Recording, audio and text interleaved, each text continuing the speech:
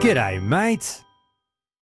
When I played the Burning Crusade, there was only one class for me, and I stuck with this class all the way through vanilla, through to the start of Cataclysm. When I walked away from the game, I, for some reason, never was interested in any other class. I just knew that this was me. It's the first character I rolled, and I stuck with it, and I loved it. And that class, of course, was the Rogue. It's ironic for me and a bit of a funny feeling when I talk about rogues these days, because it is the class that I'm probably, outside of the Paladin, the least drawn to these days. But that's not because there's anything wrong with the class itself. That's simply a change in my own personal desires when it comes to MMOs these days. And I'll talk about that a bit more as we go through this call. But I'm so happy to be talking about rogues today with a bunch of great rogues on the line. And as you all know, it simply wouldn't be a rogue call on, Countdown to Crusade if we didn't get this gentleman, balls of steel. Mike, how are you, mate? Hey, Josh. It has been too long since I've last been on the podcast, and I'm so excited to talk about rogues and TBC. It's always too long, mate. I love having you here. You're like the son I never had, and I love you. So we'll get into all the good stuff that you've got to say. But another big name in the Countdown community who I love very, very dearly, Rand, mate. How are you? Good, man. Good. Happy to be here. Very happy to have you. I think it's the second time on the show. We had you on that TBC call towards the tail end of Countdown. And obviously now we're talking even more TBC. So it'll be great to inject a bit more of you going forward with the show. Now, two newcomers here that I'm very, very happy to have. John, how are you, mate? Hi, Josh. How are you? Very happy to be here. It's great to have you here. And please, everyone, big respect for callers like John, who's calling in from Europe. It's midnight where he is, and he's staying up and burning the midnight oil just to provide all of you with great content. So thank you so much, John, for doing that for the listeners and I. And then finally, we've got someone who's been with the show for a long time, Five Shot. Mate, how are you? I'm fantastic and excited. It's a pleasure to be here. Really, really happy to have you here, mate. I know that you were super keen to get in on this one. And Five Shot, you've created some content in the past, particularly in relation to rogues, haven't you? Yeah, that's true. Yeah. Been making some PvP videos since 2007.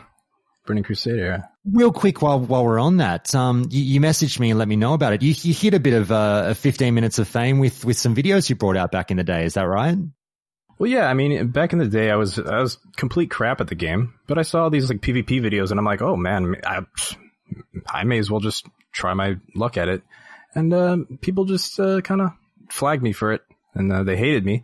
And then I dueled Swifty, and then beat him, and then it got me a little bit of notoriety. And then I made a world PvP video called Crit Happens, and it shot up from there, and people loved it. Very nice, very nice. All right, well, like I said, I'm so happy to have a bunch of rogues here. This is the way I like to do things going forward, guys. I like to get more than one or two voices where I can and get a collection of people who are very well versed with the classes. So let's stop fucking around and get straight into it. And I've got a question for the crowd here. Mike, I might start with you, and then we'll let everyone else piggyback off of your answer, because I know you guys are going to have a lot to say about this one. This is a pretty generic question, and it does pertain to classes outside of rogues, but I really want to nail down on what the rogue angle is on this one. And naturally, we're going to be talking about the melee DPS issue, if you want to call it that, going into TBC. We already see so many posts on the subreddit talking about what's the deal with rogues in TBC. Can I play a rogue in TBC? Are people going to throw rocks at me as a rogue in TBC? What's the deal? And I can assume what your guys' answers already are going to be, but I obviously still want to hear them. But let me set you up a little bit, because I think it's really important to stress 2 points when we talk about this thing. And I think the first priority is overall, it really is, we're big subscribers of this play what you want kind of theory. Play what you think is fun. Don't necessarily be a slave to the meta. But then we do balance that somewhat with, but know what you are getting into, in that there will be a lot of rogues moving into TBC, and, you know, raid sizes are going down. There's only so many spots to go around. And sometimes a number of guilds, whatever percentage you feel that might be, may view rogues a little bit less favorably than a lot of other classes. So, Mike, I'm going to set you up with 2 quotes, and then I want you to have at it. And the first is from Feb 2020 over on the subreddit, who says pretty much what I just said, but a bit better. The challenge for rogues isn't so much what you bring to the table, but how many rogues will be fighting for your spot. There are easily 10 rogues for every rogue raiding spot in TBC. The best bet is to get in a guild early on, have stellar attendance, and hope your guild doesn't die off because it becomes nearly impossible to find a new guild as a rogue after that. Then BioSparks says this: at the end of the day, I would always prefer to have a reliable and competent player in my raid than to bring someone who just brings their class utility and not much else. Every class will have their place in raids in TBC. Will we see some min-max guilds run with 0 rogues? Very likely. Is it a significant percentage of the player base in min-max guilds? Absolutely not. Honestly, I would have thought that the community would have learned from Classic that you can play the class you want. If you network properly and find a good guild and show your worth, you will have a raid spot and can go from Karazhan to Kill Jaden. All right, Mike, I've lofted it softly over the plate. Have at it, mate. So first I want to say, actually, from my experience in Classic, there have not been nearly as many rogues, even with how good rogues are in Classic, than I remember, at least compared to Warriors or even other classes. And people already know going into this meta that rogues they're not the best or like in the top anymore. So I actually think come TBC, there's going to be a lot less rogues than people think, at least that are trying to raid, if anything. Would be my counterpoint to that, but that's purely anecdotal. So, but that's just my feelings on it. And yeah, I mean, the thing with rogues is, the class is fine. It's just when it came to raiding, I think what the original developers were going through their head when they were designing all the bosses for TBC, at least in the first 2.5 tiers of raids, that they just made so many mechanics that just made it so hard to consistently stay on top of the boss to be able to DPS that it just, regardless of whether you're a rogue, if you just have to get in melee, it's just harder. The range can just ignore so many of the mechanics in most of the fights in TBC. And also I will say that to that that Reddit post that you referred to, I completely agree with them. I don't think this content is going to be a problem. Even with running the suboptimal classes, not everyone's just going to have Ellie Shamans, Hunters, and Warlocks as their DPS to be able to clear all this content. So you just have to take the time to find the right people to play with, which will obviously be harder. So they do have it right that on average that finding a guild to raid with as a rogue will be harder. One last question for you, Mike, and then I might throw it over to Rand and the other guys. But, you have been a GM in Classic for over a year. You only recently handed the post over to Rue with the Phenomenal Countdown Guild. If you were still guild leading going into TBC, what advice do you have to rogues when, if someone came up to you and said, hey, Mike, I'm a rogue. I want to join your guild and hopefully raid with you guys in the Burning Crusade. As a GM, what would you be saying back to them? I'd say, great. I'm glad to have you. I just want to make sure that, like that, even that post said, I'd rather have someone who's there consistently and brings their best effort rather than some, raid logging lazy player that just decided to play a Destro lock or something like that, or a BM hunter. And also I would say, you're going to have to put in more work to do more DPS than those specs. You're going to have to put a lot more work. That's a great point that I want to throw over to Rand for, because, Mike, you and Rand have been sort of, I don't want to say salivating, but, really keen to prove your worth in TBC. And you guys have been eating up all this rogue chat, going fine, almost bring the haters. We'll fucking show you. Watch this, watch this. Rand, have you felt that sort of kick up the bum to push yourself harder than ever and not necessarily prove things wrong, because you will be capped by numbers at a certain stage. Rogues can only go so high, but still to push it to the nth degree and show that, rogues are a bit better than people might think. Yeah, no doubt. I'm one of the biggest theory crafters at the moment. When it comes to classic, I'm always talking about rogues to other rogues, like trying to better myself with trying different things and stuff. But come TBC, like it's going to be fun. I'm really looking forward to beating Lox in DPS. Still, if you don't know, Lox is my GM. Will be playing a hunter, no doubt. But yeah, like it is harder. You do need to try a lot harder, but I'm looking forward to the challenge. There's a lot of stuff that people don't know about that you're going to need to collect, like certain consumables. You might even need to use certain professions to get ahead, like blacksmithing and stuff. But yeah, it's something I'm really looking forward to. It's going to be a lot of fun. All right. John, 5-shot, I'll throw it over to you guys. Given everything you've just heard over the last 5 or so minutes, what are your guys' thoughts on the position of rogues in the Burning Crusade? First one in, guys. I think I'm gonna find a guild who wants, me as a rogue to join. And I think most guilds is gonna be running at, 1 rogue, maybe 2 at most in 25 mans. So one of the important things is really you are going to be looking for guilds. And it might be difficult as a rogue. But one of the big things that I think we haven't talked about yet is that rogues bring a lot of utility to raids, other than, for example, exposed armor. So rogues bring stun locks, and they also bring the best interrupts ever. And you're going to need that in a lot of boss fights, actually. And so, for example, the PvP gloves, they give you an interrupt on your deadly throw, and you can basically just solo interrupt bosses as a rogue. We'll definitely get into the utility and the interrupts and everything very, very soon. It's funny, I read a post last night in doing my homework for this call that even brought up one that I'd forgotten about, when they go, fuck, let's get crazy when we're talking about utility, and let's talk about things even like distract, like if you've got a patrol coming your way and you need to rogue to somehow pop a vanish and then distract. Why am I saying distract? Distract. That's another thing that people tend to forget about rogues, but we'll get down there. 5-shot, mate, I'll get you to clean up on this one and just say, because the one thing I do keep thinking of when I hear you guys talk is still like there is a general acceptance that yes, okay, most guilds might only have 1 raiding rogue if they've got a 25-man team.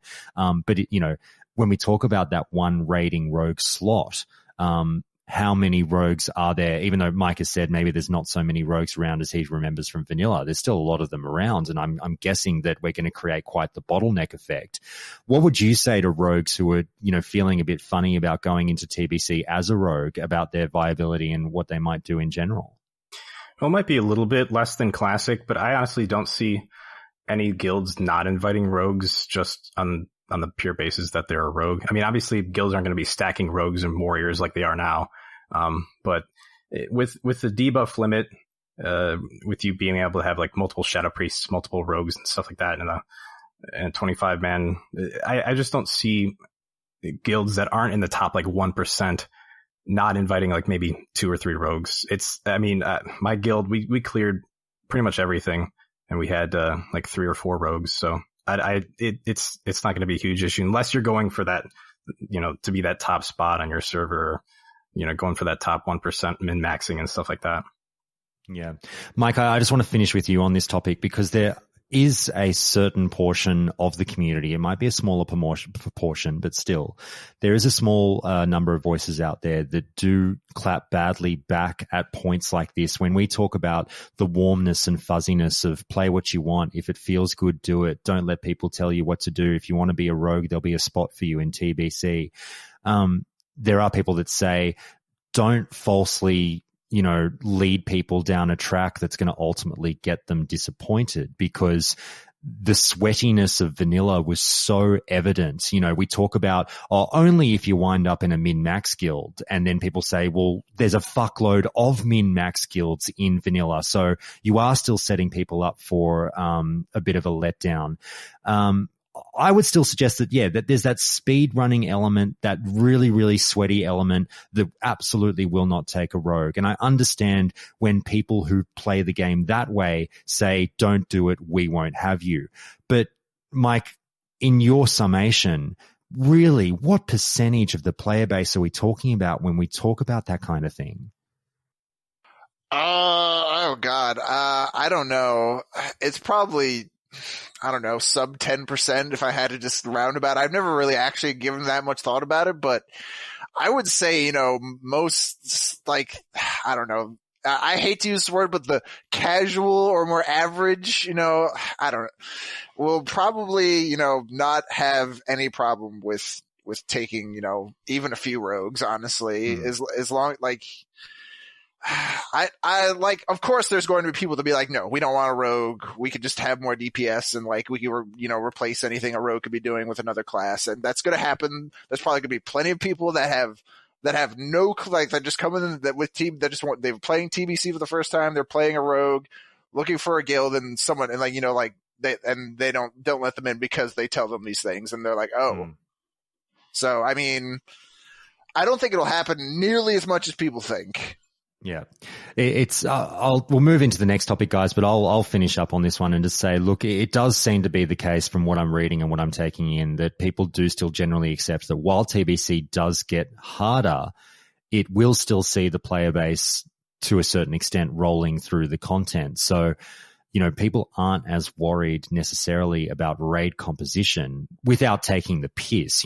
25 boomkins or whatever, might be a different story, but people aren't necessarily always min-maxing the raid composition to the point that you can probably beat the content with, a couple of what the sweaty guilds might deem less than desirable roles. I think there's just going to be still a lot of guilds out there that, like Mike said, don't particularly give a shit. If you're a great player, they'll have a slot for someone somewhere, again, with the caveat, to a certain degree. I just don't feel that TBC is really the expansion that says if you are this spec, expect to be an outcast for the whole expansion. So I'm glad that you guys have, breathed a sigh of relief into a lot of the rogues out there and let them know that, there is a life in TBC for them. So let's move into a bit more of the minutia with rogues. And you guys already mentioned the expose armor point. And I think that this is a big thing to bring up when we talk about rogues, because when people do argue with you and say, well, what kind of utility do you bring to a raid in a PvE environment outside of your DPS? How are you useful to me? And the first thing that might come up is this semi-underrated ability of expose armor. Popping off a 5-point expose armor obviously reaps some pretty big rewards to the raid. However, first in, best dressed on this one, guys, because this was raised last week on the Hunter call. And I didn't know this one, so a lot of noobs might not be aware of this, but, a lot of you veterans will. I think it was JFAT last week who raised that expose armor might cause issues with you if you're obviously running with a warrior tank, because it might conflict with sunder armor. And I'll read this message that this post I found on the subreddit from Illimrond, I believe it is, who says this: 5 improved expose armors are better than 5 sunders. However, the major catch is that it prevents your warrior from using Sunder to generate threat, which is why if you have a warrior tank, then you don't use expose armor. Back in TBC, if I knew our bear would be tanking, I would spec into improved expose armor and be the expose bitch, but most of the time I didn't, because our primary main tank was a warrior.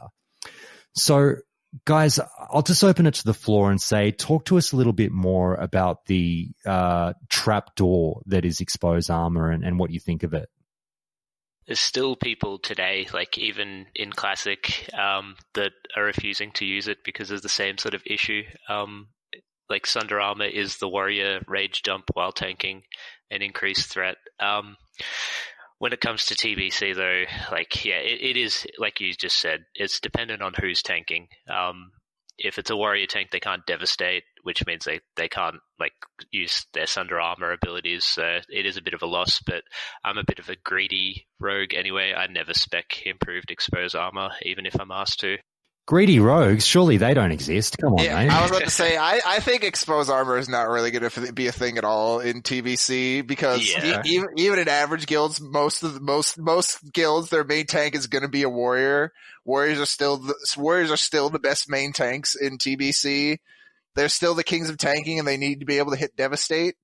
So also taking the exposed armor, it's like it's already gimping our DPS even more, like when we're already like not the most competitive class, and it doesn't really help that much, especially when you have a survival hunter that can do exposed weakness.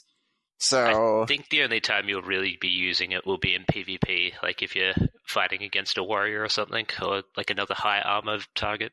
There might be an argument to have an exposed armor rogue in a really sweaty guild if you figure out that you can go with the druid and a paladin tank only, and just skip the warrior tank entirely.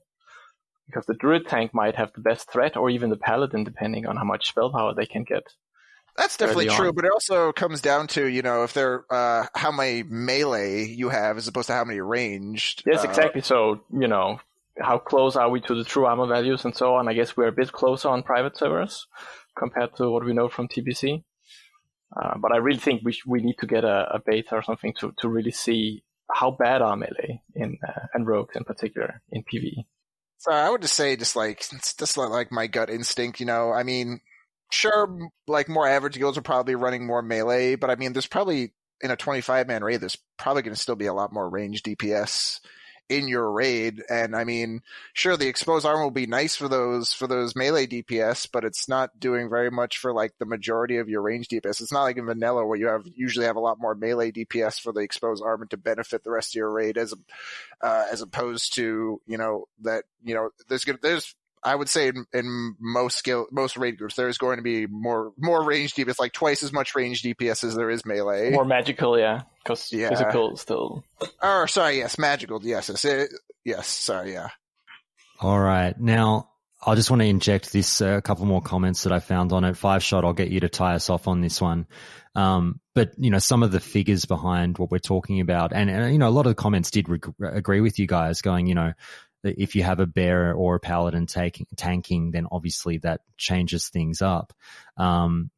And if people were curious as to the exact numbers, I hope this is correct. The person was getting upvotes, so perhaps people checked into it. But anyway, take this with a grain of salt. I'm not trying to get misinformation out there, and someone can double check my numbers, but this is what someone said, is that if you look into improved exposed armor, then you get figures like this, where you get something like Gruul's armor value minus a 5-point improved exposed armor, minus, I believe it's COR is Curse of Recklessness or whatever, right? Yes, Curse of Recklessness. Yes, and then minus Fairy Fire.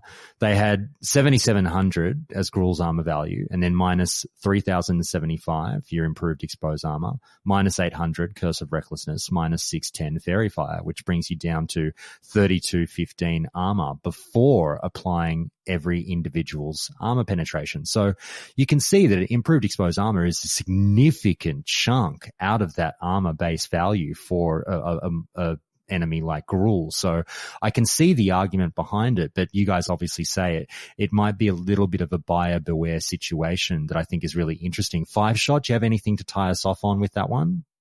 Nothing really much more than what everybody else said. I just it wouldn't be a fun thing for me. That's all I have to say about it. It's just like gimping yourself, really. Yeah. You other than the fact that because actually I will say rogues have probably the most interesting rotation as a pure DPS class in TBC, in my opinion, when you're actually doing your damage rotation. But if you're just become the exposed armor bitch, all that matters is just keeping up exposed armor. It's fucking boring as shit.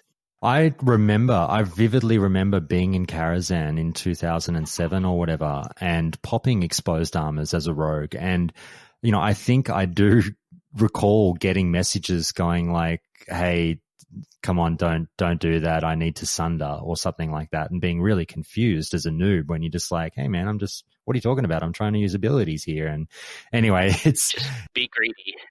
Yeah. Well, I guess it's greedy and rupture. Yeah, I guess that's the way moving forward. But guys, we'll change topics into another one that had me intrigued for you guys moving into TBC, which is the old swords versus daggers argument.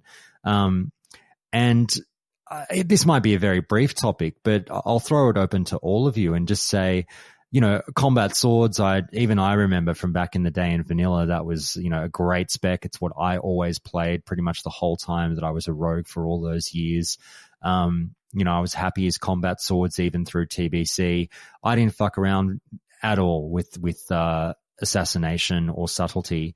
So I don't really know much about the Dagger Rogue, but how do you guys say things change up in TBC for that person who might have been combat swords through vanilla? Will they start to entertain the concept of those other two specs and moving to a different weapon in TBC?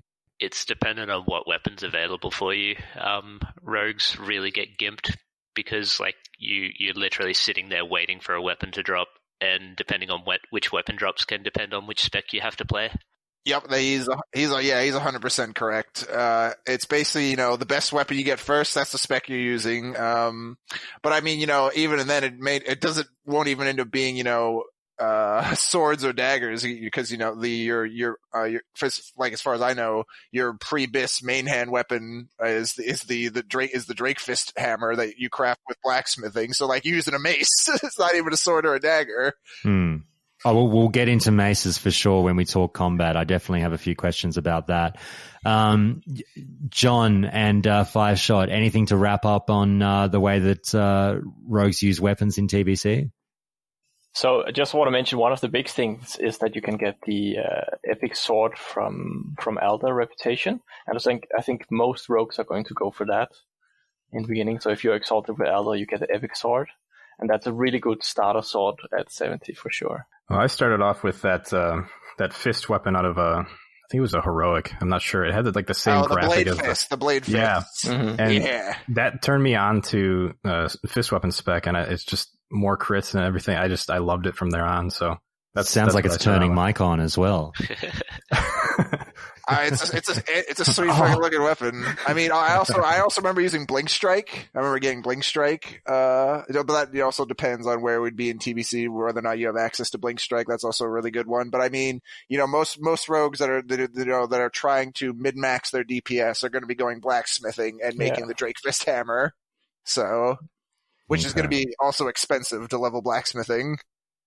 Well, let's go on that tangent now, Mike. You've mentioned that a couple of times now, as though it's a little bit of a cautionary tale that if people do want to min-max, they might be looking towards blacksmithing, but be prepared for a bit of a gold sink.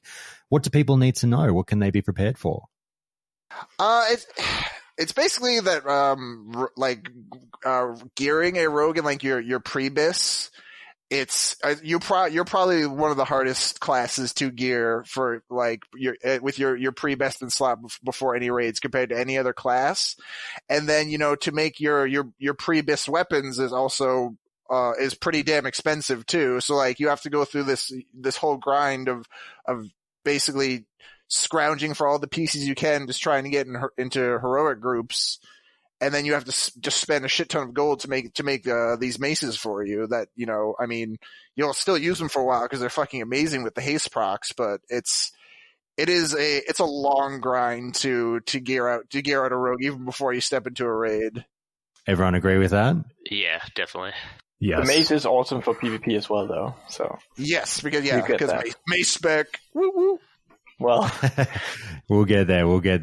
All right, guys. Well, look. The next thing I wanted to bring up was, Mike, you talked about that itemization just then, and we might get to that because you talked about pre-bis and everything. It's incredibly difficult for rogues, but itemization in general for rogues throughout the tiers in TBC, I do keep seeing these comments as well that rogue itemization is shit until about tier 6. And, people talk about melee in general, about the numbers you'll be pulling in, and it's not really until that tier 6 when warriors or rogues really start to come into their own. But is it just the itemization in general and a bit of a lack of foresight on Blizzard's behalf, not only making the encounters difficult for you with some of the mechanics, but also dicking you over with some of the items that we're dropping? Is that basically how it goes?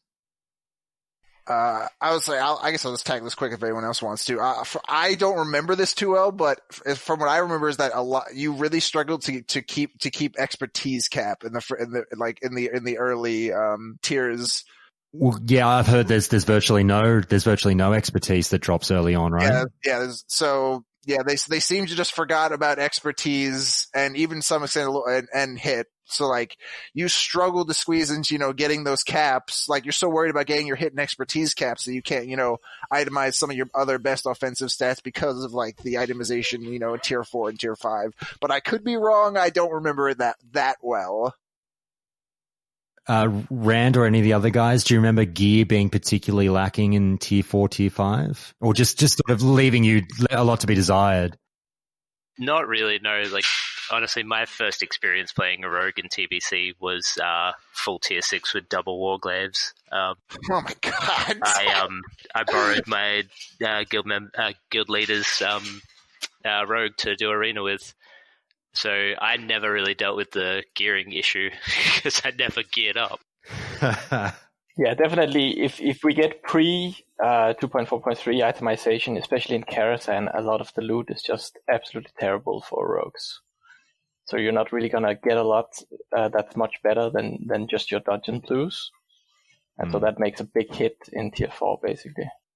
All right, 5-Shot, I'll throw it over to you for this one, mate, because we alluded a little while ago to the utility of rogues and the tools that you guys do bring to the table, because a lot of people would love to shout down rogues and say, you fucking bring nothing. You got nothing, rogues. What do you do for a raid? Oh, my DPS is my utility. Yeah, well, fucking whatever. However, the pushback does seem to be that there might be a little bit more to that than meets the eye. And, I talked about things like, as silly as it sounds, something like distract. But then the more important ones are things like kick and your stunning abilities. So why don't you tell us a little bit about why people should be happy that a rogue is sitting there in the raid at times? Well, they have the ability to negate a lot of boss abilities with Cloak of Shadows. They also... They bring not a whole lot, but I mean, I could list that again. That's pretty much what I can think of. Oh, and of course the kicks and the, throwing. Yeah. Well, that's what I was going to say. There are still encounters where that kick comes in fucking handy, isn't it? Yeah. Yeah. And so, but say you fuck up in Karazhan is it Flame Wreath? Yeah. I'm pretty sure you can cloak that, right? I don't remember correctly if you can. I thought you could cloak the AE, but not the Flame Wreath. Okay, yeah. So, but you can cloak stuff that's on you that could hurt other people. Okay, that's what I'm thinking right now. That's all right. John, sounded like you were going to say something. Yeah, I'm going to say that also one of the big things for guilds is that trash takes a lot of time to clear in Karazhan, for example. And so you're going to spend a lot of time AoEing down trash. And at that point, what rogues are going to do is they're going to take everything that gets like off aggro from the tanks, and you can stun lock them, you can, slow them, things like that. And that might be huge for guilds that really push the limits. If you bring a rogue, that's what the rogue is going to do most of the time. All right. Rand, let me throw it over to you and I'll come at you with this, even though I don't mean this, mate, because I love you. But if someone were to say, listen, you shit dog of a rogue, you fucking, you never kick, you probably miss them because you're terrible, because your timing's off, and you've just got nothing that you can bring that can help us. Tell me why I'm wrong. Because you're wrong, because I'm a good player. Well, everyone's like, it's human error. Every now and then someone's probably going to miss a kick, but yeah, it is all about learning timings. Like, you need to know how fast something gets cast, how slow, because you obviously, if you interrupt at the very start of the cast, you're wasting free damage while not getting any, not receiving any damage. So you want to kick towards the end of the cast. But it's all about timing, really.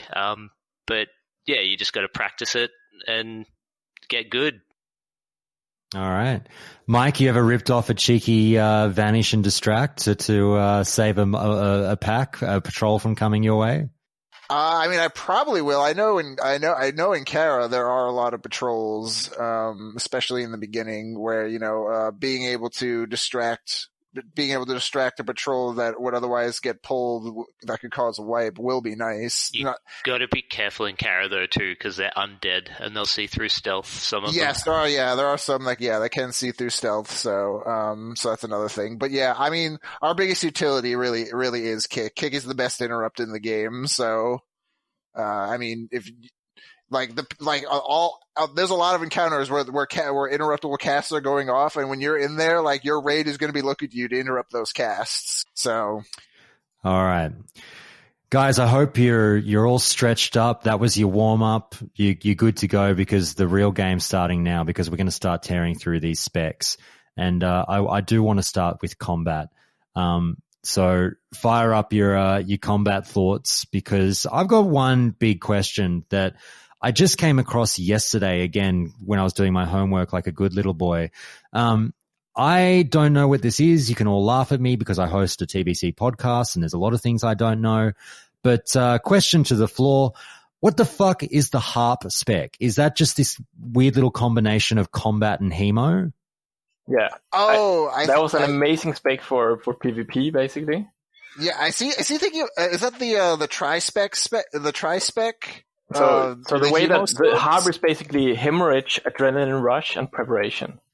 And so what you could do is that you could go down to preparation and get hemorrhage, but prep would reset adrenaline rush. And you can imagine that if you can get 2 adrenaline rushes in arena, that's absolutely broken. Yep.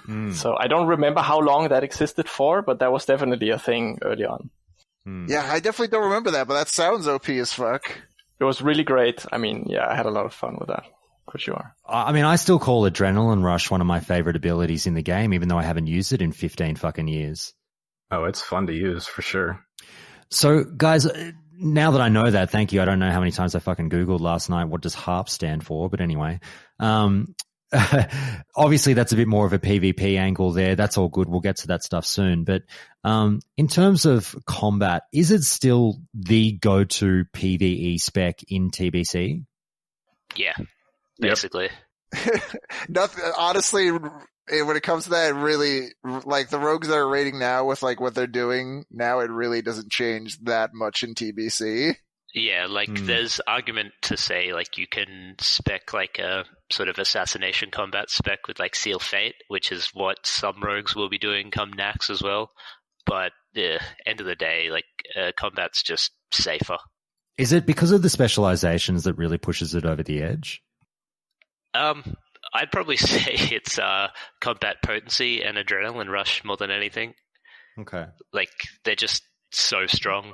Yeah, combat potency, especially when you get more items with haste procs and just better gear. It's just combat potency just scales so incredibly well that like it's probably it probably becomes like the best talent in the like it's probably the most quiet like talent that people underestimate. Yeah, about, like you got combat. Slice and Dice, Blade Flurry up, Drums up, Bloodlust. Like it's just proccing because your offhand's attacking so fast. Yep, Yeah. just numbers like crazy. All right. Guys, on the combat spec, is it pretty much something that, like you guys mentioned earlier, in terms of Mike saying it is this game for you is very dependent on what weapons are dropping for you? Do you find that obviously you're just having to respec all the time if you do get a new type of weapon? If a mace drops for you, okay, I've just got to pay the respec fee and change to a mace specialization now. Oh, a sword just dropped for me. Okay, I'll just change spec and go sport short. So it's just chopping and changing and going with the flow of what drops for you with the combat spec? Yeah, pretty much. Like you're a melee DPS, you're always going to be hindered by what melee weapons you have available to you. Okay. Go for it, mate. Go for it. Oh, I was just gonna say, yeah, he's pretty much correct. But I mean, if you're quick enough with getting your blacksmithing up, becoming a master hammersmith to make the Drakefist hammer, you'll at least be using that for a while. So you won't be switching that much. But I mean, some people might not be bothered with wanting to do the whole grind to make the Drakefist hammer. So then, yeah, you'll just be chopping and changing with whatever best weapon you get. So because your weapons are your DPS. So that's just a part of being a melee DPS. Yeah, because depending on what Blizzard does, we might be able to have the fully upgraded mace, like right at launch. Oh yeah, just rock the Dragon Maw Drake Fist Hammer. Right, there you go. Bam, let's go. It's like as good as Season 3 weapons, so I guess what's that, tier 5 or 6? That would be a nice boon if we can make Dragon Maw, if we could just rock Dragon Maw and Drake Fist right from the start. Yeah, that might change things for rogues. Definitely, yeah. You'd be literally sticking with it until at least you're getting into Black Temple sort of level weapons. Yeah, because those fucking haste procs, man. I don't know what they were thinking with putting the haste procs on both and being able to use both. It's so good. Rand, how happy were you with what they did to the combat tree in TBC, when obviously they sit there and they tinker with things? They've got to make additions as well, given that we've got extra talent points to play around with. You guys have already talked about combat potency, but another thing like surprise attacks is sitting there as your 41-point talent in the combat tree. Is that something weirdly that I look at and I go, do people skip that? No, Okay. It's still really good. It's just really boring. Yeah. Okay. Like it's 10% extra damage on one of your main abilities if it's Backstab or Sinister Strike. Oh, of course. Sorry, I missed that it was Sinister Strike as well. Yep, got you. Yeah, and also not being able to be dodged is pretty big if you're going for like an Eviscerate crit or something like that. But with the talents, I would have loved them to not add anything, and then you just get more talent points, because then you could have gone like combat into like Cold Blood or combat into like Prep or something like that. Ah, I'm sure that would tantalize a lot of the rogues out there. It'd probably make rogues overpowered, but probably. Yeah, it would still be fun. How do you other guys feel about, if you had to critique or give your little review of what happened to the combat tree in TBC, how would you gauge what the devs did with it? They changed it the least, honestly. Like combat was like this. It's the staple talent tree for PvE for a rogue. So I guess they just decided not to really rock the boat, and they just kind of gave us, the really boring but good end talent with surprise attacks. And for some reason, like they put in some like PvP talents in the combat tree that you're not going to take for PvE, but I guess if you ever want to try a combat PvP spec, which I have dabbled in before, so like these are fun, but I don't know, it felt like they really didn't do that much to the combat tree, especially compared to the subtlety tree. All right. Yeah, definitely a bit of a letdown for sure. Okay, guys, we've already mentioned it a couple of times, but we'll get your last shot on this topic while we move on from the combat tree after this one. But I hear so much about Stun Herald as it pertains to warriors, and obviously they get certain things that makes maces so amazing for them. However, there is something with maces and rogues as well in TBC, and we look into the combat tree, and obviously, you get your mace specialization and things like that too. But tell me why maces sort of tickles rogues in a funny way in TBC. Mostly for the PvP aspect, I'd say.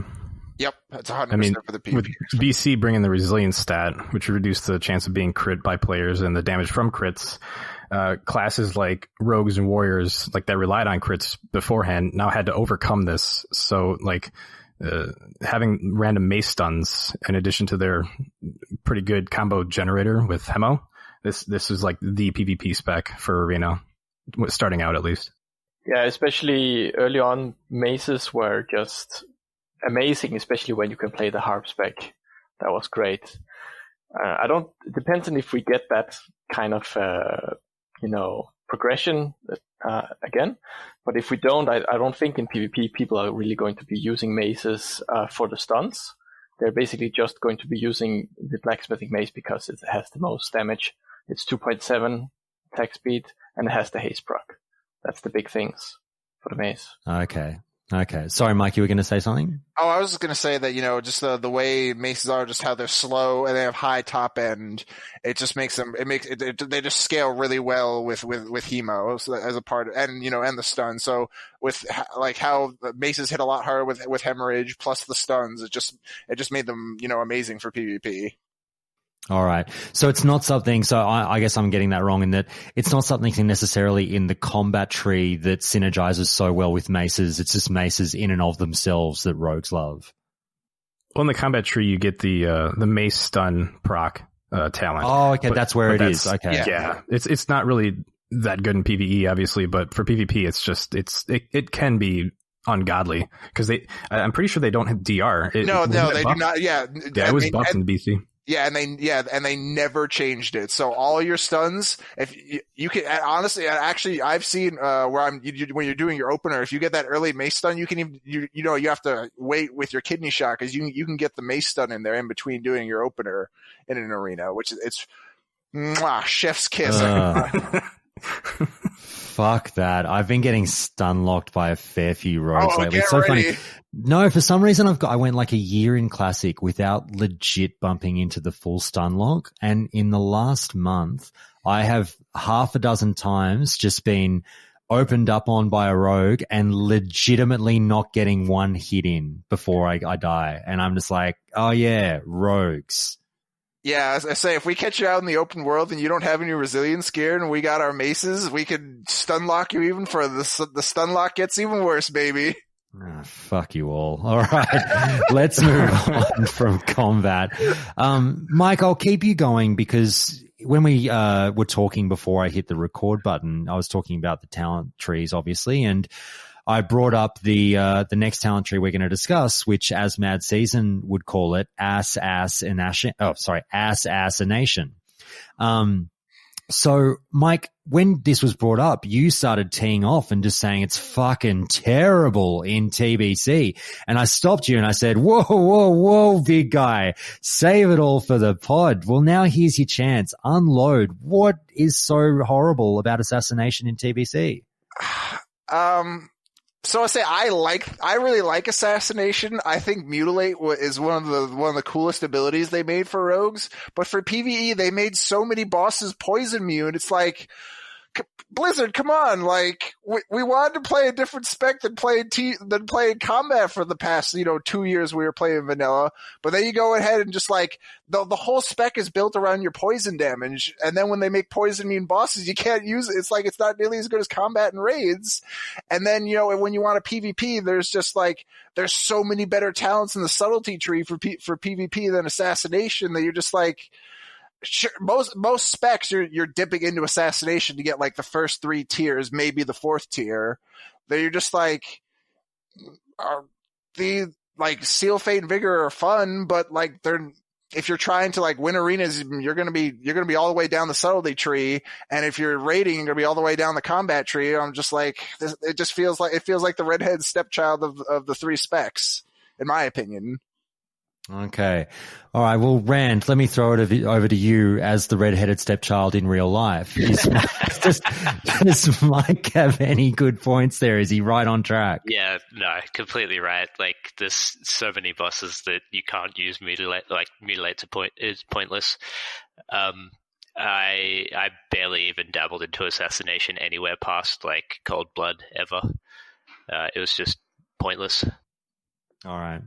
John, you sound like you've got a bit of PvP experience behind you. While the guys decry assassination in PvE, saying it's fucking useless, do things perk up a little bit more for the PvP player if they dabble in the assassination tree?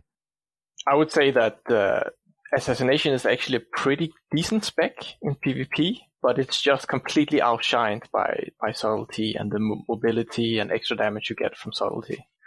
So I think if you removed subtlety as a spec, assassination would actually be relatively competitive, but it's just completely outshined in PvP by sub. So, 5-shot. Mike brought this one up because I did highlight this as a talking point too, centered around mutilate. This was a new one brought in for TBC, right? Yes. Yep. Yeah. So they give you this brand new shiny toy. And it sounds great. You read the tooltip and you go, that really does sound like a little bit of a game changer for assassination. And then, like the guy said, there's too many other points that sort of dragged it down. But how do you feel about assassination? And like, is it just if they'd perhaps given you a few more tools around that mutilate ability, or is, mutilate fun in and of itself and maybe should have been in another tree? Or how would you view the assassination tree in TBC? Well, mutilate itself is very exciting to get like a new, like just cool thing to just stab them with both daggers, but it's got a positional requirement. So it's dependent on your positioning, and that it sometimes in raids is kind of hard to do because, you know, anybody who's done backstab spec in Classic will know that sometimes you got to hit Sinister Strike. And anything kind of past like the improved poisons, it's pretty much all just utility and just kind of combo point generating kind of thing. And it's not at all it's exciting and it's kind of fun to play around with, but it just does not match up to combat for PvE. And for PvP, there's just so much more amazing stuff for subtlety. So yeah, I got to give Assassination the C-. Okay, fair enough. I think, Mike, I just want you to... Yeah, sorry, go for it. One thing that I think would be amazing if they had done it like that is that there's this, on the 4th row, there's a talent called Vile Poisons, which gives you poison dispel resist chance, which is really important in PvP, and you basically always take it. Even when you're sub, you go to the 4th row in Assassination. If that was further down the Assassination tree, you might see a lot more Assassination rogues. But because you can get it so early on, it's, yeah. What are your thoughts about Mutilate not being a talent and it just being an ability that you learn at, like, say, 68 or something like that? It would have been great. I would have loved it. That would be amazing. I think what would have made Assassination so much better is if they removed the positional requirement, which they eventually do with Mutilate, but also combine improved poisons with vile poisons, because that's 10 talent points right there that you're spending on just making your poisons a bit better. And it's just, it doesn't feel good, to me at least. I would have played an Assassination Rogue if so many bosses weren't poison immune. Yeah, like, that too. I just would have said, fuck it, I don't care. Like, I would have fucking, thrust both my daggers into their back. Like, that's just so much cooler to me. But, they made so many poison immune bosses, it just killed the spec and rating right on the spot. Because so much of your damage is your poisons in an assassination. So, Mike, it sounds like that's your only critique of the assassination build, is not the spec itself, not the talents themselves, but just the misapplication of poison immunity in PvE environments. So would you say you're happy with what they did with assassination in TBC? Yeah, I would say for the most part. I mean, a lot of the talent, like a decent amount of talents aren't great in PvE, but like the spec just seems so much more fun to me. Like if I could be the assassination rogue with, with the extra energy, the seal fade, using the the spec just feels more fun to me, but it's not good enough. All right. Let's throw that on the table for Blizz and changes. Poison immunity, address it. All right, guys, let's move on to the final one. And I'm glad that you guys were, clearly perking up a lot when this word gets dropped, and that word is subtlety, because you guys sounded like, if you are going to PvP, this is pretty much you. And you guys also sounded like they did great things with the subtlety tree in TBC. Now, even a noob like me, even though I never spec'd into subtlety, I'm more than aware of the might of Shadow Step, but I'm not particularly well versed with how much of a game changer this was for you guys. I'll leave it first in, best dressed. As you know, guys, yell out. Who wants to talk to me about why this 41-point talent of Shadow Step was just a huge game changer? Me. Go for it. Well, all right. So in 2.3, which is we'll probably be getting the patch after that, 2.4 or 2.4.3 rather, for talent points and itemization and everything like that. So in 2.3, they nerfed harp spec to the ground. Well, not to the ground, but it just... preparation no longer affects Adrenaline Rush, but they also buffed the hell out of Shadow Step. So Shadow Step now can be used out of stealth in combat. I don't know if there was a combat requirement before, but anyways, I knew you had to be in stealth before. But this basically, and they also added, you can, what is it? How much damage to the next move was it? It's 20%. 20% extra damage. 20%. Okay, just think about this for a second, all right? 20% extra damage on your next move when you Shadow Step to them in PvP. It's nuts. So like, they triple the usage of it. So since you can't dodge from behind, you can use Shadow Step as a means to get a kidney on a rogue that has evasion up. Or if you're poison cutting a warrior, you can Shadow Step them with an increased damage rupture. It's just it's the balls, man. Yeah, I do love I do love that now warriors are the hunters with the dead zone, the 5-8 rule. Like, you can literally just kite warriors, and as soon as they go into berserking stance because they think you're in range of an intercept, you just shadow step to them. Oh, and not to mention the 70% bonus movement speed for 3 seconds if they try to peel off you after you shadow step behind them too. So you're just on them like glue after you get the shadow step off. Yep, and if you have a flag in Warsong Gulch, if people are chasing you, you can just like juke them with a shadow step up to like the second level, and then just like run the opposite direction. It's the funnest move ever.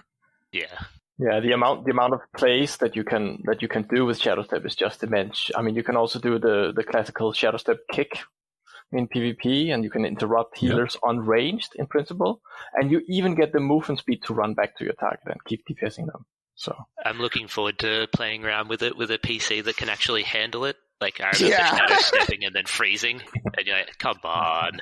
Plus, like, playing on a US server, you'd be playing with like a ping of 300 or something like that. Not to mention, nothing is more satisfying than shadow step cheap shotting someone off a flying mountain, watching them fall to their death. I don't know if all the glitches are in. Probably not, because of the new API or whatever you want to call it. I'm not very hip on the technical terms, but I remember in BC, I shadow stepped a shaman who was just entering Ghost Wolf, and it teleported me to their graveyard. So I don't know. Yeah, I don't know if that's going to be in the game, but it probably won't be. So yeah, it's going to be fun. All right, guys. Now, might seem like an easy question, but is it kind of the case that if you are a PvP nut and that's all you want to do in the game, if you're spec'd anything but heavy subtlety, you're doing it wrong? Is that pretty much how it goes? No. If you're trying to get Gladiator, yes. Well, it sort of depends what arena team you're in. Like, some teams run like a combat sort of assassination, almost PvE spec, with like a couple of subtlety points. But yeah, generally, if it's just 2s or 3s, yeah, you're heavy subtlety. Yeah, I think you're going to see subtlety on, the majority of rogues for sure. But as you said, there is some argument to going combat or even assassination in 2s, especially if you end up fighting a lot of Warlock Druid teams, for example. You don't really need the mobility against certain classes, but in general, you're going to see mostly full sub rogues. I mean, we can't forget about I would argue, the most overpowered talent from the subtlety tree in Cheat Death. Like that, I remember like when I first took that talent, and then when I saw like what actually happened when I was doing an arena, when I thought I was dead and then I didn't, and then turned the fight around because I had Cheat Death. Like that talent is so fucking overpowered that I forget how many times they had to nerf it, and the talent is still insane. Yeah, trying to play against other rogues and trying to proc their Cheat Death with like just a basic attack or something, so you're not wasting combat points on them. Like if you've lined up like a 5-point eviscerate and it procs Cheat Death and they're still at nearly full health, you're like, fuck. Yup. It allowed the rogue to run less resilience so they could have more offensive specs, so you could just burst down your target faster. Because the resilience didn't matter at that, especially when you got better raid gear too. Because at that point the resilience didn't matter anymore because you had Cheat Death. Not to say you wouldn't run no resilience, you just run less than any other class because you had Cheat Death. All right, guys.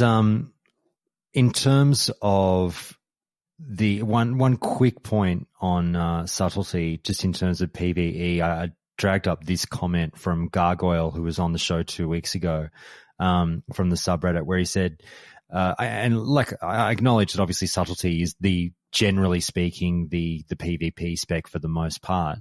But I'm wondering if it has any PvE application whatsoever with Hemorrhage sitting there, because Gargoyle said this, PvE Hemo spec is a solid entry-level spec that brings more utility and DPS gain for the raid at the expense of your own DPS.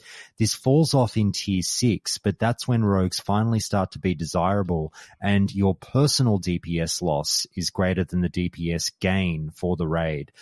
Is that singing out to anyone here? Is that making a lot of sense? Well, it depends what kind of raid composition you're running with. Like, Hemo needs to be used in a heavy physical damage comp, but TBC, mainly there's going to be mages and there's going to be warlocks everywhere, so not really.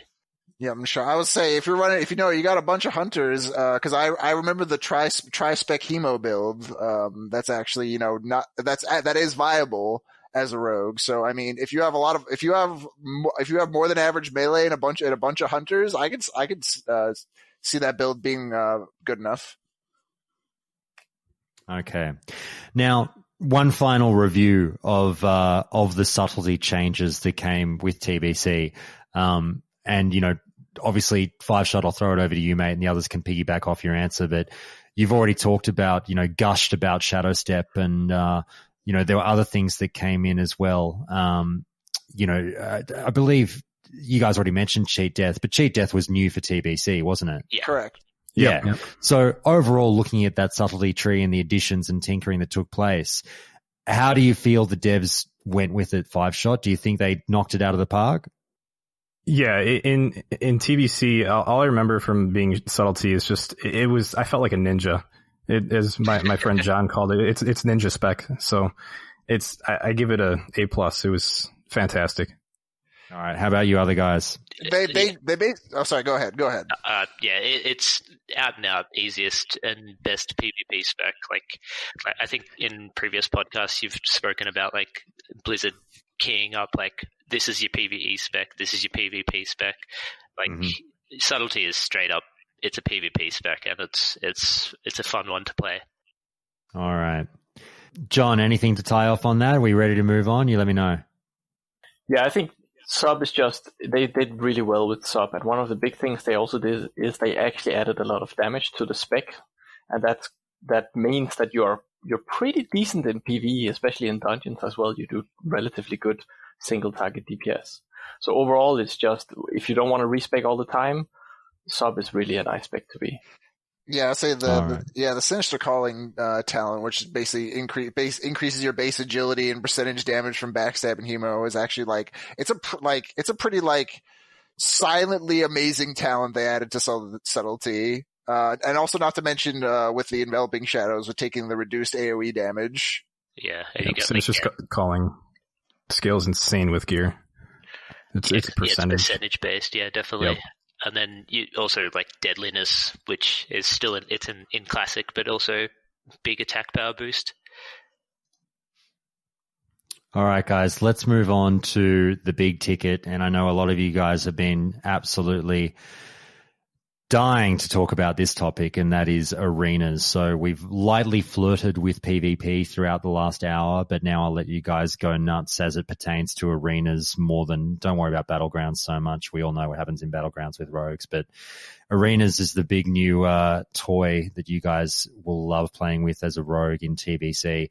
Now, my first question about arenas, before we really get into the nitty gritty of what you guys can do, I've got a more of a general question for you, and that's about your your race and your racial abilities, because there might be some people out there who play TBC purely for PvP and arena. They might have fuck all interest in raiding or PvE. I know this is obviously a small percentage of the player base I might be talking about, but there are real arena junkies out there. Now, if someone were preparing for the Burning Crusade as a rogue and they're sitting there going, right, I'm going to spend 24/7 in a fucking arena. I want to be the best race I can be.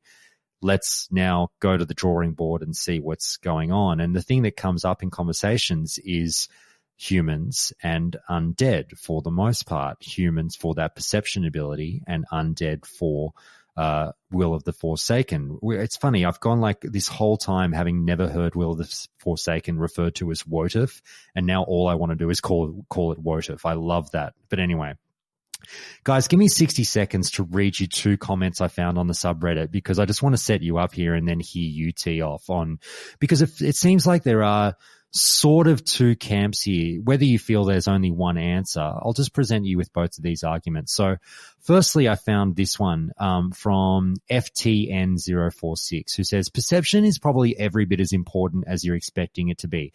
It's very strong in Arena and makes Human Rogue definitely the ideal, at least on Alliance, for Arena. Just because lots of rogues play undead on Horde doesn't change this. Wotif is maybe better overall, but as a human, you'll have the advantage getting the opener against any team with stealth. The more important issue really is if you're prepared to abandon progress on your character and re-level 1 to 60 of the same class just for a racial. If you have the time and it feels worth it, go for it. So there's something to keep in mind. But then we get the other side of the coin with Here We Go 420 Kush, who says this. And he's talking about Will of the Forsaken. Will of the Forsaken is definitely the strongest, let me change that. He's talking about Perception. Perception is definitely the strongest Alliance racial for rogues. But in my opinion, it still doesn't come close to Will of the Forsaken, and it's not an auto loss for Horde. It doesn't just give you the opener like you think it does. You still need to find the stealthed opponent, and the range on Perception isn't that overpowered. It really helps, obviously, but you're not going to find every single rogue or druid instantly with it. Then after the opener, the ability is nearly useless. I'd rather have Will of the Forsaken and have a useful racial the entire game against like 9 out of the 10 comps I'm going to come up against. So in my opinion, Perception only becomes really strong when you run it twice. So Rogue Druid or Rogue Lock, I think is what they're saying, with 2 human rogues. The arenas are just too big to reliably get the opener with just one. So guys, now that I've given you that huge setup, time for me to stop talking. Tee off on your stance on Will of the Forsaken versus Perception as a racial for rogues in Arena. I'm playing... I'm sorry. No, okay.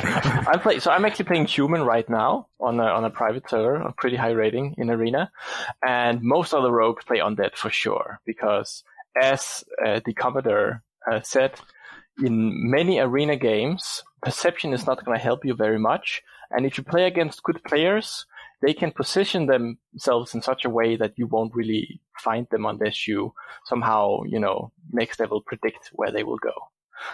But there is really an argument to be had for Perception because compared to back in TBC, Arena games in 3v3 especially are so much quicker now that you can really utilize Perception much more than you could back in the day. And so there is really an argument to be had to be playing Alliance and using Perception. Another big thing that I will mention is if you play Alliance Rogue, you will be playing with a lot of classes, for example, dwarves, that have increased survivability, for example, if they're priest, because of their Desperate Prayer and Stone Form, compared to playing undead, where you'll play with an undead priest who can get out of fear, but they will get completely wrecked by some melee comps that will just train them down. So I think it's not really a completely settled subject. So I think there is really an argument to be had to be playing Alliance actually for Rogue. Okay, so John's riding the fence. Who else feels strongly about this one? I'm sort of coming from a complete different position. I'm an orc. I like orc stun resist. Okay, nice. I like blood fury. It's more of an offensive thing that obviously you get the healing debuff, but if you can stun lock someone in a 1v1 or a 2v1 situation, Blood Fury is probably better. So you're saying don't discount the orc, it shouldn't just be a human versus undead thing. It definitely, that's the case. Like you've got an argument for Blood Elf as well. Like you get an extra silence. You've got an argument for Night Elf, like increased stealth. Like there's I don't like playing playing a race just for the racials. Like it's not what I enjoy about the game. Like you'll see plenty of orc rogues getting gladiator. You'll see plenty of night elf rogues and blood elf rogues as well. Like it's not all about humans and undead. All right. Anyone else on this one? I would say I definitely agree with his points. I think Orc and Blood Elf are still very solid, but I mean, it's just gonna, in my opinion, we know the meta. There's gonna be so many fucking warlocks that just having Will of Forsaken will be able to turn the tide of the battle. Like, playing against an SLSL lock is so fucking frustrating enough that not having Will of the Forsaken would probably drive me up a fucking wall. I also think there's like a little hidden variable in here too. I don't know if you guys remember the earlier versions of the arenas had weather effects, and they affected your character. So I remember wanting to get the opener as quick as possible because I could get blown out of stealth. Yeah, as Blade's Edge, they had like cyclones or something that came. Oh, yes, you're right. Oh, my God, I remember that. Yeah. So, I mean, we're probably not going to be getting that, but that might be something to consider if they do somehow give us that. Yeah, I think that would be like the AV landmine sort of situation in Classic. I don't think it'll happen. But yeah, no, I'll say it's definitely, it's definitely not just, humans are undead. Like, there are plenty of still good, PvP, oriented racials for both factions. Yeah, one of the good things for Orc is also that you can remove wound poison with the Enrage. So that's really strong in mirrors, actually, against rogues. Yeah. So because you get the healing debuff, you remove wound poison. And so you can get dispelled on your crippling poison or something much easier, for example. But I will say, in the overall meta that we know, with how good the classes are in arenas, I still say Will the Forsaken is the best. All right, not fair to enough. discount the other ones. It's probably percentage-wise the best one, but don't discount Night Elf because while Shadow Meld might be completely useless for rogues, the extra stealth level might make a difference in a fight. Just saying. Okie dokie.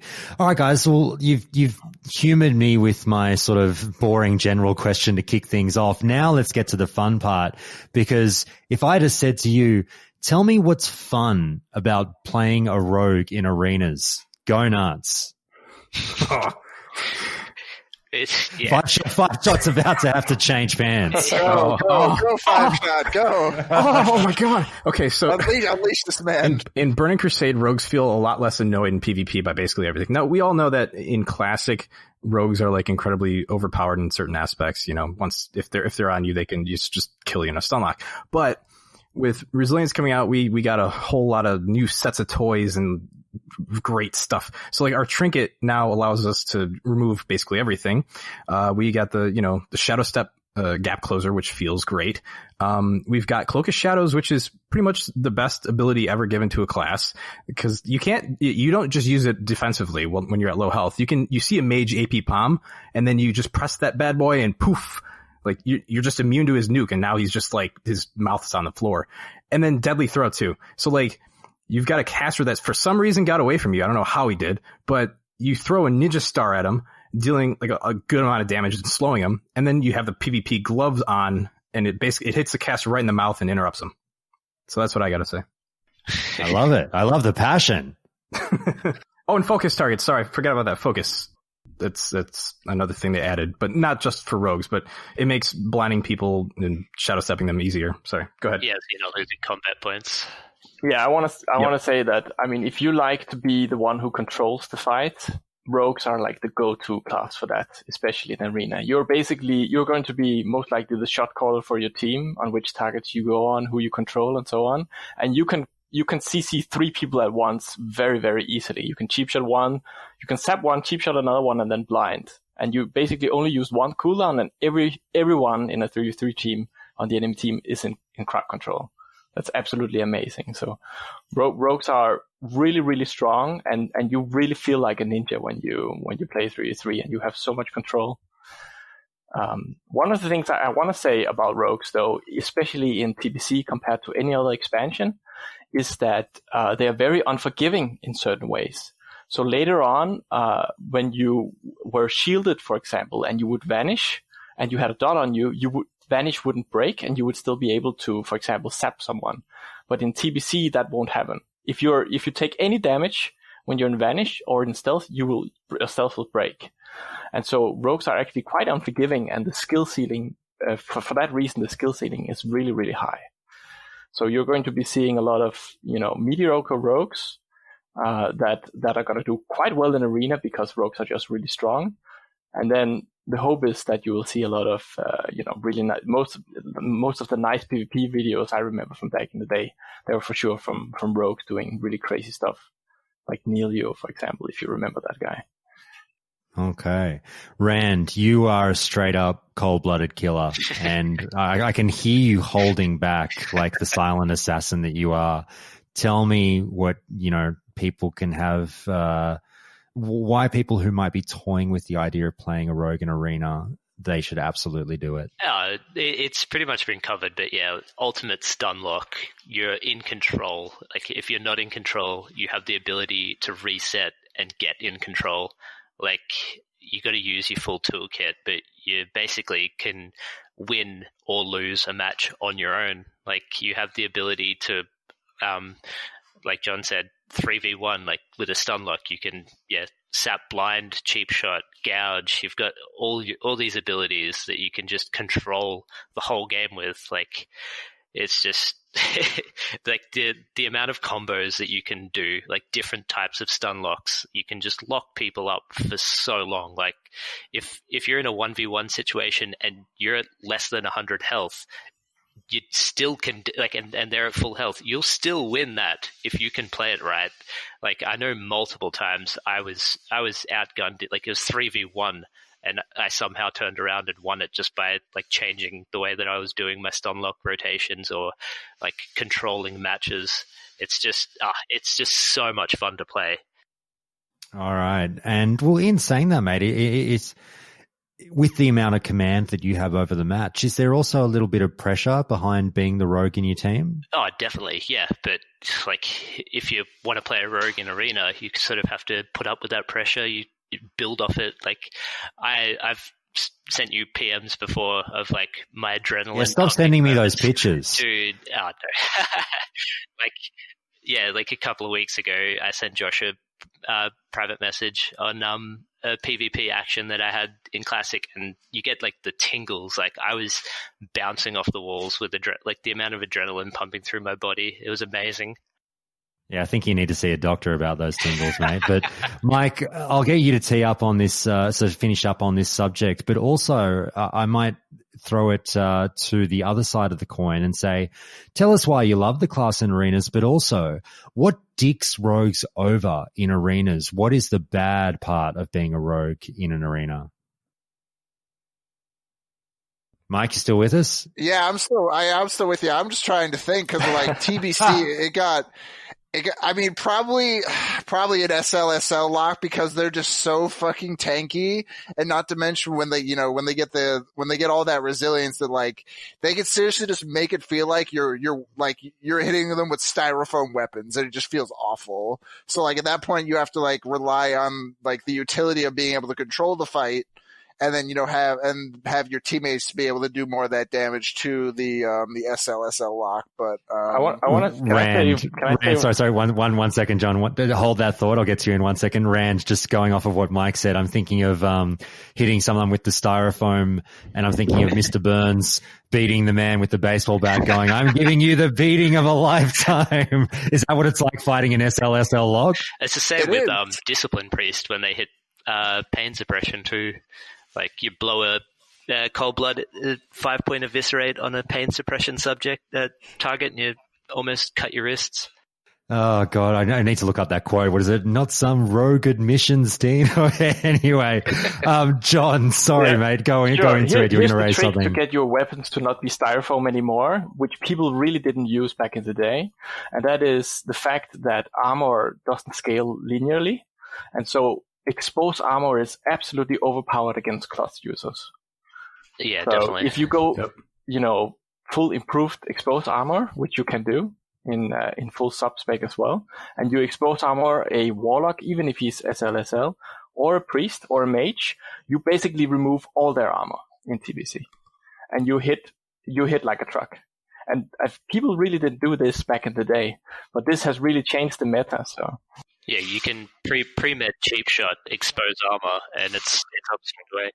It feels so much better to PvP as a rogue in TBC because they increase, like you have a whole bunch of talents to increase the range of even a blind and other abilities, and you have so much more mobility that you don't feel like you just get kited nearly as easily anymore, and it just actually makes it feel like you're playing a rogue rather than just if you get caught out of stealth and you're dead, that's it. Like, if you're against a at least competent player, to me in Classic, that's the way it feels like. If I just get caught out of stealth by anyone with a brain, I'm dead. But in TBC, you have so much more mobility, so much more range and tools that it is getting caught out of stealth is not a death sentence. All right. Guys, does anyone have anything else on this one? If I were to say any other comps or classes that you fucking slightly shudder that you see you're coming up against?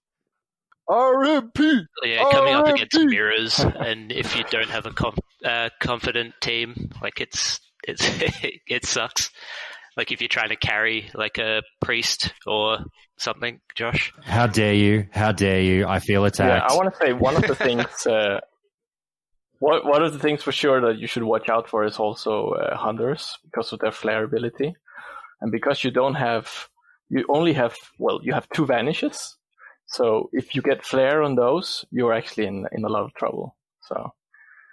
So good hunters can actually ruin rogues in a lot of ways.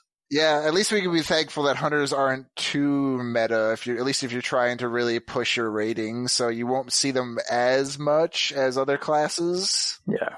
So. All right. Sorry, guys. I was writing a thank you message to someone who just bought me a few beers for the podcast, which was very, very kind of them. So thank you so much, Squawk. That's really, really nice of you. I'm actually going for beers straight after the next call. So I will put that tip to good use. Thank you so much, mate. But guys, let me just give you the chance to kind of tee off on anything else you had with arenas, because if we go into the specifics and say, are there any kind of fun Frankensteinian specs that you're looking forward to trying out or tinkering with the meta a little bit for rogues in arena? Is anyone getting crazy, or are you just going cookie cutter pretty much? I might try combat actually. Like they actually added quite a few good PvP talents in the combat tree. I mean, because you still have improved kick. Also you get blade twisting. With the chance to daze on the Sinister Strike, I guess that doesn't really matter if you're hemo by that point. But if you're daggers, with the backstab or gouge, I could definitely see a combat daggers PvP spec with that. And then you have nerves of steel to resist stuns and fears, so you kind of get like a pseudo orc racial with going deep combat. Does that stack with orcs? That I don't know, actually. That would be like there's another argument. Like you could literally play a combat if you're an orc. And also, I have seen the cheeky riposte. Also, you could also take riposte. Not that it's great. Not that it's really only good against other rogues and warriors. Yeah, a lot of the warriors though will probably have like a weapon chain on or something like that. Yeah. So, but I've seen it. I like it. It's obvious because we're obviously not playing in an optimal world here. But I also Blade Flurry. I think is an underrated PvP talent. Being able to hit 2 people at the same time and just wail on them is pretty nice. Yeah, I want to try blade twisting with wound and deadly poison. So just skip crippling and just go for the slow in the combat tree that you get on your Sinister Strikes, and just have 10 poisons up on people. And you say like, screw you, druids, you can't dispel this. Yeah, here's a mind numbing and a crippling poison. Fuck you. And I mean, also, like I think like improved kick is pretty big. So that's also going into the 4th tier of the combat tree. It's like, so I would say like improved kick, blade twisting, and nerves of steel. You could definitely see like an interesting combat spec that makes it more appealing for PvP. All right, guys, I'll get you to speak now or forever hold your silence on arena. Any final points that people had written down that they wanted to get out there for rogues in arena? I don't know if anybody's touched on this yet, but I used to use a macro to shiv on mind numbing poison with a different weapon for the offhand, and then it would go back to my regular offhand for crippling, and then of course I'd have wound poison on my main hand, or I think instant if I was running with a warrior or something like that. So I would have like 3 poisons on the target at once. Yeah, I don't know if anybody else has touched on it. That's actually a pretty good. Like your equip slot, your weapon with a different poison is pretty OP. Yep. Yeah, you're gonna do that a lot. Even running double wound with a mage, just let the mage slow and get 5 wound stacks immediately. That's good times. All right, guys, let me pull you into this home stretch on this call and just ask, I ask all the classes this one, tell me what items you are absolutely coveting in TBC. You'll be attending raids all the time. You'll be praying for these drops. I mean, I guess the easy way to say this is it outside of Dragonspine Trophy, or you guys tell me what's on your hit list? I can guess what the number one for every single rogue. I think any other rogue is fucking crazy if this is not the number one items they're running for. It's the Warglaives. The Warglaives are just completely overpowered. Oh, of course. Every How could I forget? Wants the Warglaives, and any rogue that says otherwise is fucking insane. Yeah.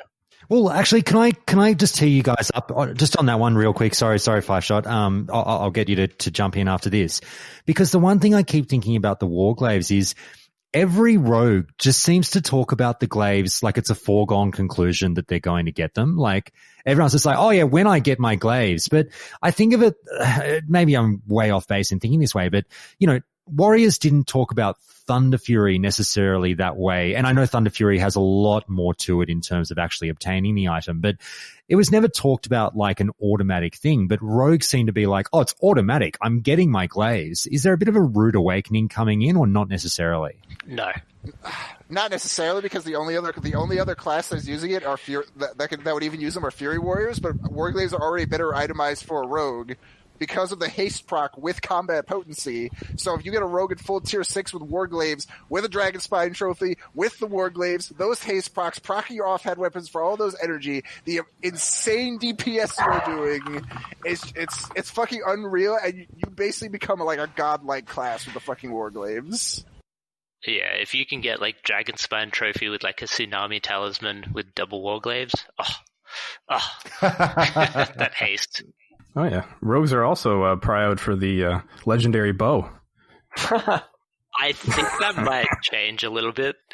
Yeah, it probably will. But hey, the world first Thoradol was given to a rogue, and it was also the same rogue that had a set of glaives, and he was the first player to break 4K DPS at TBC. Yep. Also, don't underestimate items from the 10-mans, like Zulaman. There's a trinket out of there called Berserker's Call, and it's just pure attack power there, and it's an on use, I think, for 30 seconds, and so that plus Sinister Calling and Deadliness, it increases your damage by a whole lot in PvP if you're into that. There is so many nice trinkets that come from raiding, like the Warp Spring Coil as well, 1,000 armor penetration for 15 seconds just on a special attack.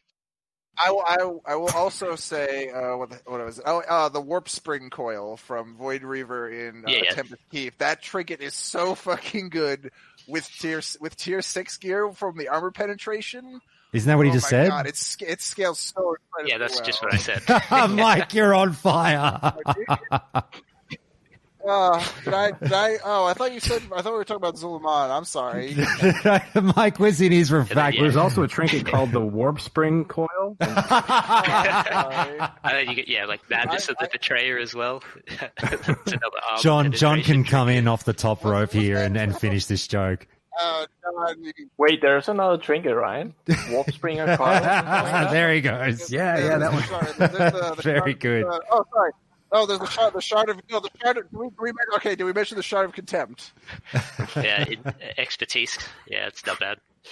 In all seriousness, though, there's also the dual crafting trinkets. Actually, they're really broken. The PvP, The shard of contempt has the AP stack. Yeah, you get the Panther or something from dual crafting. Yes, the Panther, and especially the epic one in like the later patches. Oh, yeah. I'm sorry, I just zoned out there. No, Mike, it's all good. You provided the kind of comedic relief we needed. Mate, that might be a good place to ask the final question, guys. And that's just, look, have we left anything out? I'll say goodbyes in a second, but is there anything that people need to know? If we left anything on the table in terms of any notes that you might have, anything else that you want to say about rogues before we love and leave you? It's the best class in the game. Yeah, clearly. I would say the rogues that are playing Classic now, they never played TBC before, definitely be ready to put in more of that work to do more DPS.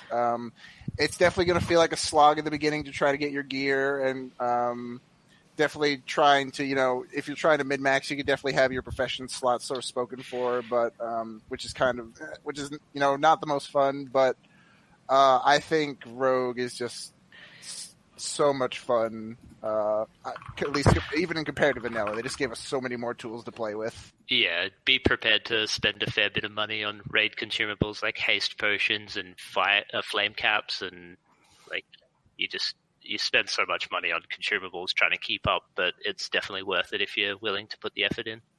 All right, guys, thank God in PvP.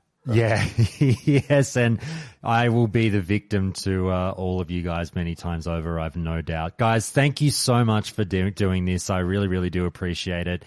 Like I said, the Rogue is still something that, even though, I'll just mention it now. I said I would at the top of the call and then I didn't. I don't play Rogues now because it's a preference in playstyle for me. I do the same thing in any MMO I play. I try to veer away from the true button mashy classes, and I do see Rogue as being a bit more intensive on the hyper button mashing and the fuck shit 1 1 2 2 2 3 3 4 4 5 like just hitting buttons the whole time. I'm getting older. I like to chill out a bit more, so that's why I veered more towards casters, where I can sort of sit back in the driver's seat and just every couple of seconds go that button, now maybe this button, now maybe that button. Yeah, but that's just me. I will say that the rotation for PvE does get we already hit more buttons than any other class for our PvE rotation in vanilla, and then in Rogue we just add trying to roll the 5 combo point rupture in PvE as well. So then you have maintaining slice and dice, maintaining rupture, and trying to squeeze in every eviscerate you can while trying to maintain both of those, and dealing with all the mechanics of a fight. So. The rotation for me in raiding is super engaging, and is part of why I still am going to play a Rogue in TB. Absolutely, horses for courses. So I love that you guys love the class, and I look forward to seeing all of your exploits, your feats when we get to TBC. So, Mike, as always, I love you. I love you like a son, mate. Thank you so much for coming on the show. Just to rip it into myself, getting that warp spring clue. That final reminder, yes. Rands, mates, I look forward to, raiding with you sometime soon. Again, obviously, the boys at Grim Fortune, a big hello. Thanks for coming on, Rand. Always a pleasure, yeah. Sorry we had to bench you last week, but we had a big recruitment and some guys that do more than a 9 pass. Exactly. No, I completely understand being on the bench as a Shadow Priest doing fucking next to nothing. It's all good. And 5 shot, mate, thank you. Look forward to playing TBC with you and carrying you in Arena as well. Oh, mate, I can't wait to team up with you in Arena. I can't wait. It's going to be a lot of fun. 5 shot, thank you so much for being here, mate. It's been a pleasure to talk to you. Thanks so much for having me. It's been a pleasure to talk to you. I've been listening to your podcast since you've started making it. I've been so excited for Classic, but I'm even more excited for TBC. Honestly, you guys are going to have a shitload of fun. And I saved the nasty words for the end. So anybody who doesn't like rogues can just fuck off. I say we already get the most. We're already probably like the most hated class in the game. So hate is going to hate. Yeah, fuck him. Very good, very good. All right, and John, mate, thank you so much. It is so late where you are. I've kept you up till 2 a.m, and you've done so well. Thanks for being here. Thanks for having me on, and you have a great show here. Looking forward to more episodes. Thanks, guys.